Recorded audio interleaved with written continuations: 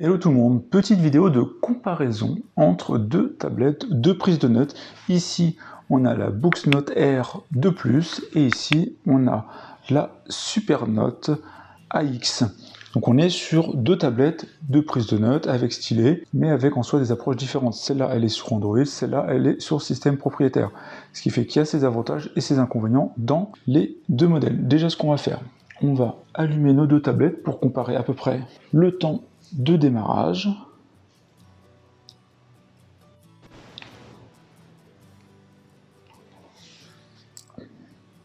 Ah, je l'ai allumé un peu après. Comme ça, vous voyez les animations des deux modèles. Déjà, premier point de comparaison qu'on peut faire, c'est les stylets. Donc on voit que celle-là s'est lancée un peu avant. Au niveau des stylets, on est sur deux stylets assez différents. Au niveau de la mine, pour la version donc de ici Supernote, la mine est beaucoup plus fine que celle-ci, comme vous pouvez le voir. Et celui-là, on a un feeling de stylo versus ce version-là, où on a un stylet plus de tablette graphique en fait pour ceux qui ont l'habitude. Et là, on a un vrai feeling de stylo avec voilà, le capuchon, etc. Ça n'a rien à voir. Et personnellement, je mettrais un point plus pour la version Supernote de ce stylet que je trouve nettement meilleur que celui-ci, qui a un feeling qui fonctionne, mais qui a rien à voir. Ensuite, au niveau des interfaces, forcément, c'est totalement différent. D'un côté, on va avoir Android ici, donc qui est forcément plus lourd, mais qui donne plus de possibilités, et ici, système propriétaire qui est forcément plus rapide, parce qu'il n'y a pas de superflu, il n'y a pas de surcouche, etc. Donc je vous ai fait deux vidéos donc, de chaque tablette.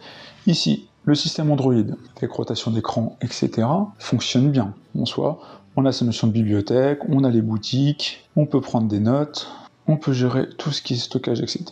Et là, l'avantage, c'est qu'on peut ajouter des applis. C'est surtout là qu'on va retrouver l'avantage sur ce modèle versus l'autre, mais qui peut être un avantage et un inconvénient, parce que forcément, c'est Android. Mais on peut rajouter voilà, des logiciels pour faire un peu ce qu'on souhaite. Et en termes de paramétrage, on se retrouve avec des paramétrages et surcouches Android, avec le slider, le panneau de contrôle, etc.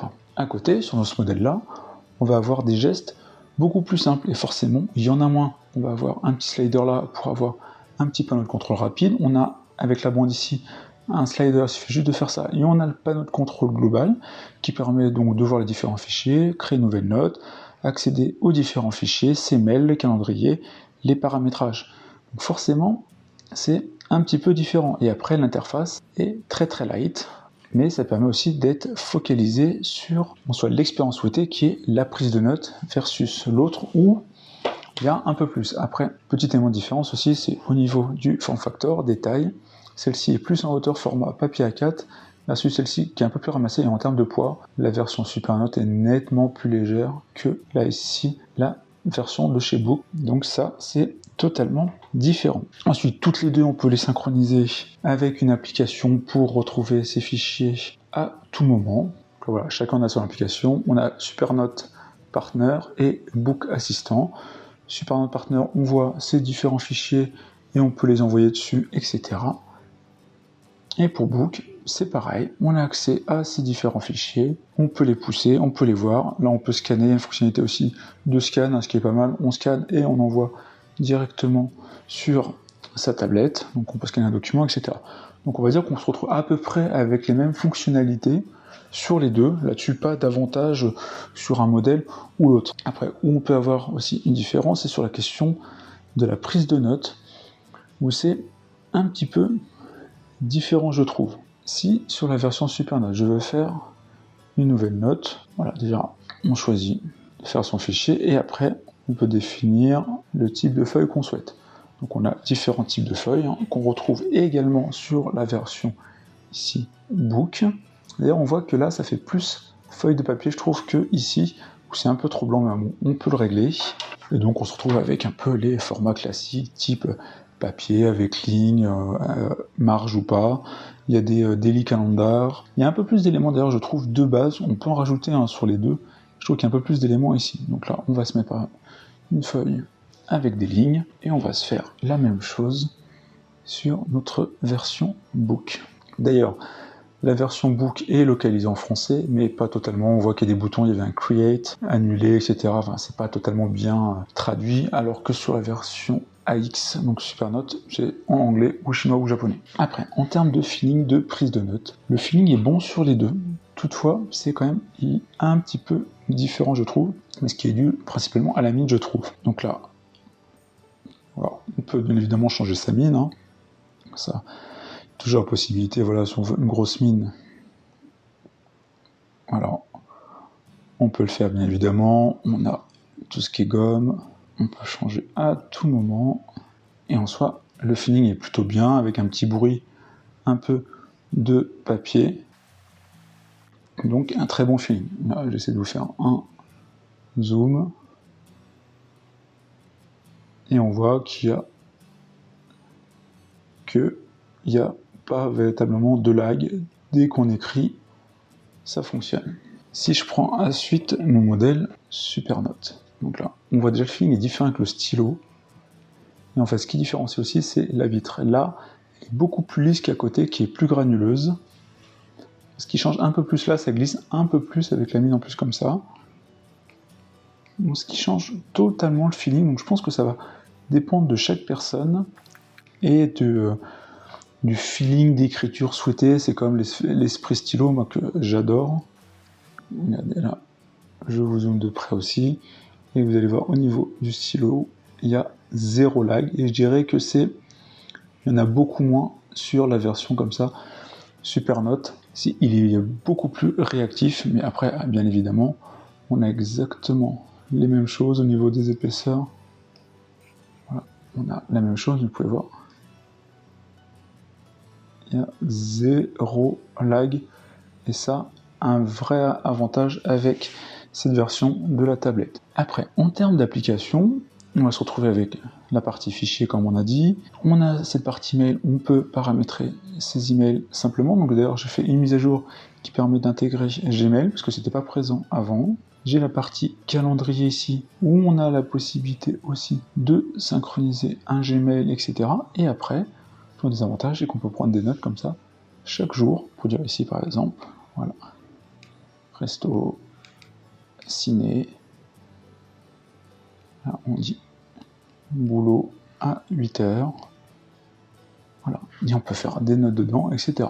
Tout ça, ça fonctionne super bien, on peut bien évidemment gommer, etc. Donc ça fonctionne aussi très très bien. Sur notre book, on va se retrouver concrètement avec la même chose. On peut rajouter Google Calendar, et on a bien évidemment le natif. On va dans notre calendrier, sauf que c'est un petit peu différent. Là, je ne peux pas prendre de notes ici directement, mais je le prends ici. Là, je vais mettre par exemple, je prends le stylo, ciné ici. Là, je vais ici, je vais mettre boulot à 8h. En fait, voilà, c'est totalement différent. Ça nous met un petit stylet ici, crayon, pour nous dire qu'il y a des événements, mais je ne peux pas écrire dessus. Donc, ce qui fait que, en termes de perception comme ça, quand je regarde mon agenda, dites-moi ce que vous en pensez, mais je préfère la version de Supernote. En soi, on voit immédiatement ici les différentes petites notes que j'ai pu mettre là, sachant que je peux créer une note que j'intègre dedans également. Voilà, on peut voir l'ensemble des notes. On peut mettre un événement également ici pour la journée.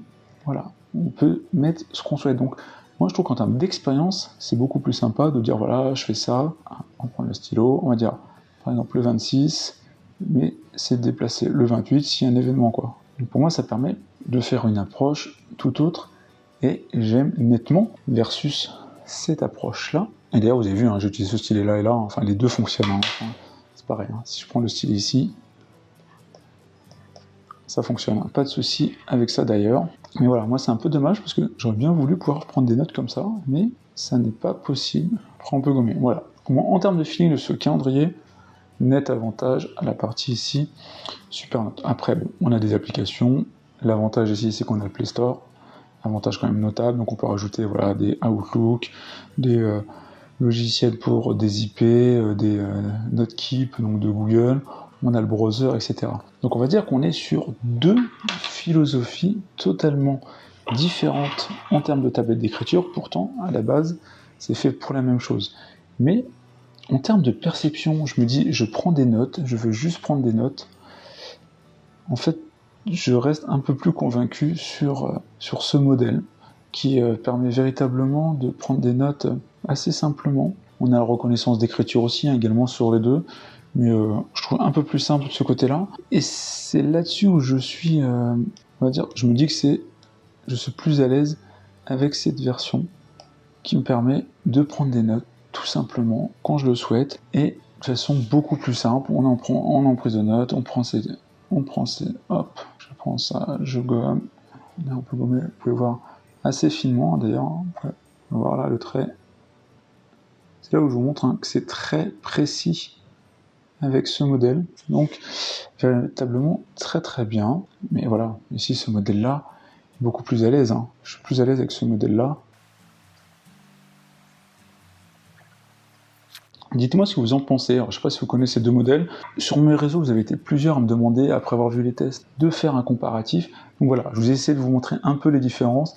Cette version de Supernote est véritablement pour la prise de notes. Elle est très rapide, elle ne fait pas plus, mais elle fait juste ce qu'on lui demande. Cette version de chez Book permet de faire plus de choses en soi, mais à la fois elle rajoute plein d'éléments. Elle est plus lourde, elle a une autonomie plus basse aussi, on n'en a pas parlé. Elle rajoute bien évidemment des applis, mais il y a plein de lourdeur un peu plus.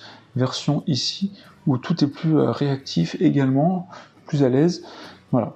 Donc c'était pour vous faire ce petit comparatif entre les deux tablettes. Donc à gauche, la Book Note R2+, de chez Onyx, et ici de chez Supernote, la A5X, sachant qu'il y a une version A6 aussi, qui est plus petite, parce que ils font par rapport aux tailles en soi de papier, je pense, au niveau de la dalle ici e-link. Donc voilà pour ce petit comparatif, j'espère que ça vous a plu, si c'est le cas, n'hésitez pas à liker, à partager, puis on se retrouve pour plein d'autres vidéos. Ciao tout le monde.